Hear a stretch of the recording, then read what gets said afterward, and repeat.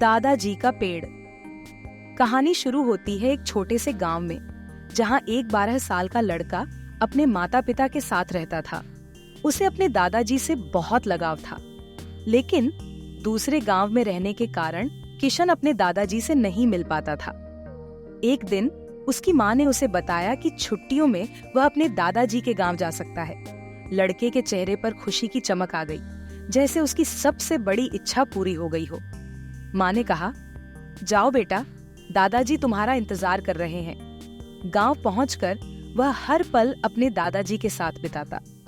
दादाजी की कहानियां, उनका अनुभव, सब कुछ उसे मंत्रमुग्ध कर देता।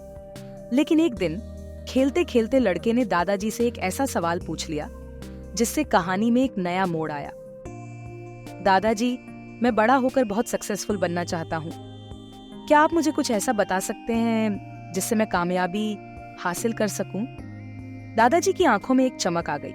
वे मुस्कुराए और बोले, बिल्कुल, मेरे साथ चलो। वे उसे एक पौधों की दुकान पर ले गए। वहां पहुंचकर दादाजी ने 2 छोटे छोटे पौधे खरीदे।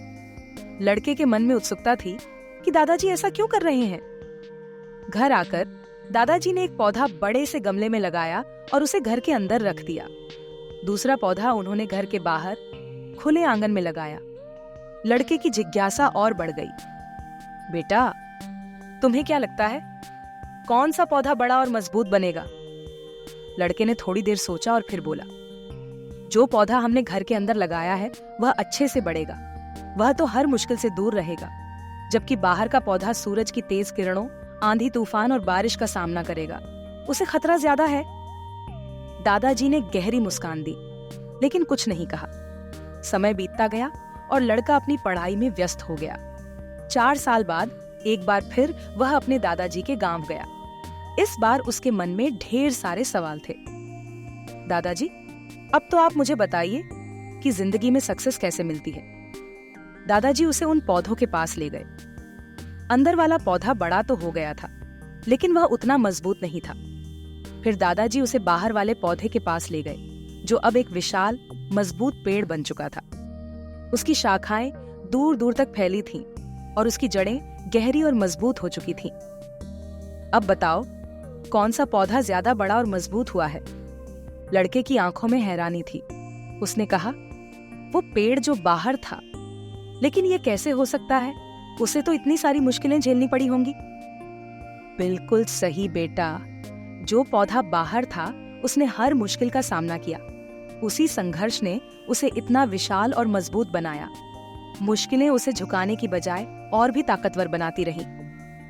दादाजी ने प्यार से समझाया, जिंदगी भी बिल्कुल ऐसी ही है।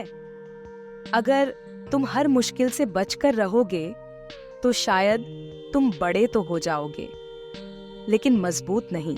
असली कामयाबी तब मिलती है जब तुम हर संघर्ष का सामना करते हो, उससे सीखते हो और आगे बढ़ते हो।